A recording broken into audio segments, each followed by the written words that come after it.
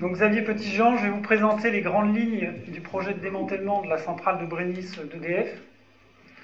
Donc dossier qui sera présenté en enquête publique d'ici la fin du mois. Si vous avez des réactions par rapport à la présentation que je vais faire, je vous demanderai d'attendre la fin de la présentation avant de les faire.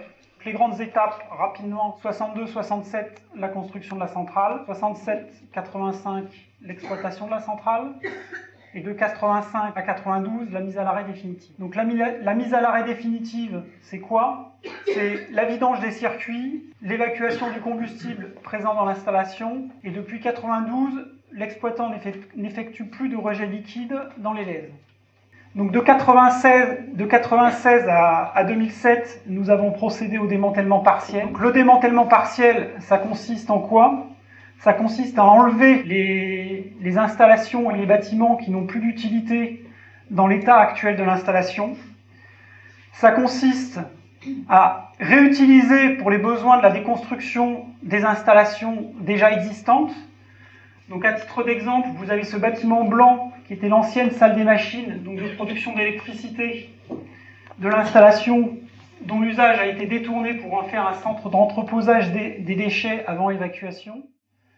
Nous avons construit un bâtiment spécifique, qui est le bâtiment que vous avez ici, qui est le bâtiment qui nous sert à contrôler la propreté des camions de transport avant évacuation des déchets du site.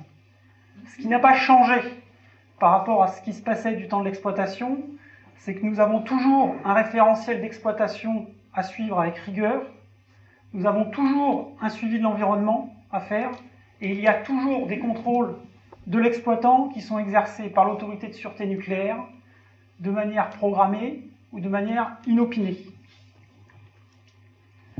Donc notre ambition, c'est de procéder au démantèlement de la centrale de Brennis, donc de reprendre le démantèlement, faire disparaître les bâtiments du paysage des monts d'Arrée, définir en concertation avec les élus locaux les meilleures options pour la réutilisation du site. Enfin, restituer un site sans danger pour les populations. Notre ambition est cohérente avec l'une des conclusions de l'enquête publique de 1995, où il y avait une demande de la population d'accélérer le démantèlement de la centrale. Donc c'est un chantier, une durée prévisionnelle de 2 à 3 ans, avec des effectifs pour cette activité d'environ 70 personnes, des échangeurs de chaleur. L'impact dosimétrique sur l'activité à Brennis sera 5 fois plus faible que sur un changement de générateur de vapeur sur le parc en exploitation. Donc le bloc réacteur, c'est un cube d'à peu près 20 mètres de côté, 200 tonnes de matière entre la cuve et les différents auxiliaires qui sont dans le bloc réacteur. La cuve en tant que telle fait 80 tonnes. Le démantèlement d'un bloc réacteur, ça a déjà été réalisé avec succès aux États-Unis et en Allemagne.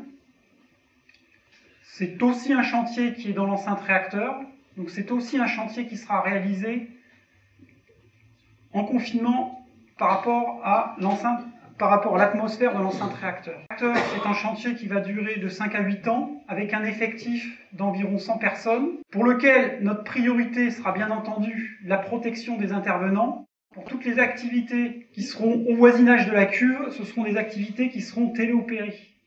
Du démantèlement. La démarche, elle est maîtrisée, elle a déjà été mise en œuvre dans plusieurs pays, elle est contrôlée par l'autorité de sûreté nucléaire, et nous mettons en œuvre aussi, c'est ce que je vous ai présenté tout à l'heure, une démarche de maîtrise des risques. Enfin, c'est une démarche d'avenir, elle permet de passer à autre chose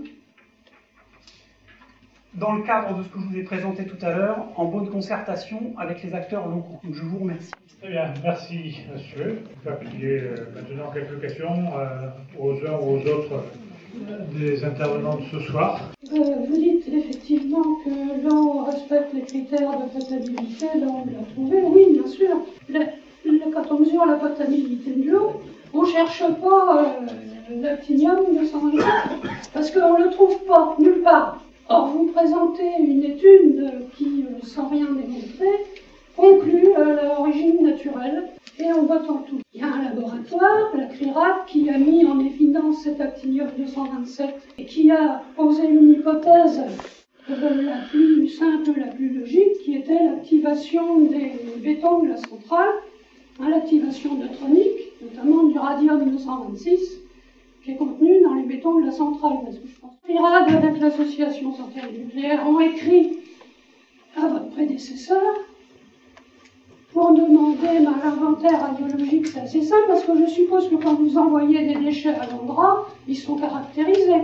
Donc, l'inventaire des radionucléides contenus dans les bétons avec leur activité, en disant que l'hypothèse était écartée, que c'est compte tenu de l'état d'avancement de la santé. Combien de tonnes de béton irradiés ou activés ont été évacués de la centrale? Bien, merci. Est-ce qu'il y a d'autres questions? On va peut-être en prendre plusieurs questions. Et puis, alors, sur ce sujet-là, l'ACRO que nous avons sollicité à travailler. Est-ce que vous voulez dire un mot là-dessus? Peut-être. Monsieur Gilbert Tigret, qui représente l'ACRO, l'association pour ça, qui est une intervenante que l'ACRI a retenue pour le dire dans ce dossier. Alors, très sincèrement, je pensais le sujet d'actinium-227 clos. On a travaillé durant 3 ans avec le laboratoire des sciences du climat et de l'environnement. Par exemple, on a écarté en fait la problématique de l'activation des bétons. Pour une simple et bonne raison, c'est que les seuls bétons qui peuvent être activés sont les bétons qui se situent autour du bloc réacteur, voilà, lesquels en fait à cette période-là, et M. Petitjean l'a rappelé, n'ont pas été encore démantelés. Mais bon, à l'intérieur d'un média. Voilà. Donc, on avait imaginé en fait différentes hypothèses, notamment au titre artificiel, par exemple, je veux dire un problème sur des sources activées qui seraient ressorties par la cheminée. On avait imaginé que ça puisse être un problème de filiation en fait au niveau des combustibles qui sont entreposés dans la piscine. On avait imaginé en fait, un certain nombre d'hypothèses qui mettent en jeu la centrale et puis qui mettent aussi en jeu l'environnement. On a bossé dessus pendant 3 ans, 4 ans, on a fait des centaines de mesures. On pense qu'il n'y avait aucune relation entre l'actinium-227 que l'on trouvait dans l'environnement et les rejets de la centrale. Et en fait, on n'a jamais pu, y compris avec des techniques très sensibles, mettre en évidence de l'actinium-227. Donc on a verrouillé cette hypothèse, à savoir le rejet atmosphérique. On a travaillé après le long de l'élèse, et effectivement, je ne le cache pas, c'était quand on revenait dans le chenal, qu'on trouvait de l'actinium-227, voilà, et on en trouvait même beaucoup. Sauf que on est parti un peu plus loin, y compris en fait sur le bassin versant qui se situe sur Evalgoat, donc sur des bassins versants qui ne sont pas du tout connectés à celui de l'Élèze, y compris dans des champs où il y a des résurgences, et ce à l'échelle de 6000 hectares, on a retrouvé l'actinium-227 en de multiples endroits. Vous ne manquerez pas d'observer une similitude entre le socle géologique très particulier en fait, qui se situe dans les monts d'Arrée. Pour le situer, en fait, on a une sorte de bol, voilà, avec une partie de l'anse qui remonte au niveau de la centrale, et le phénomène, en fait, entre guillemets, d'actinium-227 qui a été observé. Sauf que, pour pouvoir conclure, en fait, on se disait, bah, là, ça ne fait pratiquement plus de doute, mais comment expliquer ce satané actinium-227 dans le chenal de Roger? Voilà. Et c'est dommage que je n'ai pas la présentation et les photographies, parce que je vous invite, vous qui connaissez le terrain, à vous rendre sur place, et accrochez-vous. Ça, c'est typiquement les anciens. Les anciens, ils vont au plus court. Vous allez vous apercevoir, en grattant un peu, qu'à cet endroit-là, le fossé, en fait, s'enfile dans une buse, que la buse rentre et va se déverser pile au niveau du chenal. Et l'actinium-227, en fait, que l'on retrouve dans le chenal, vient de la source qui se situe un peu plus haut.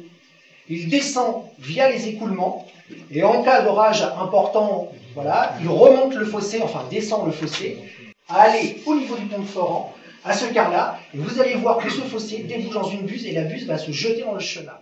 Et c'est la raison pour laquelle, en fait, dans ce chenal-là, on retrouve cet actinium-227. Son origine est strictement naturelle, elle n'a rien à voir avec l'installation nucléaire. Il y a d'autres radionucléides, on en a mis en évidence, ils ont été abordés, qui eux sont spécifiquement artificiels, voilà, et pour lesquels il ne fait aucun doute, et pour lesquels l'exploitant n'a jamais remis en question sa présence. Mais pour l'actinium-227, le sujet est totalement clos.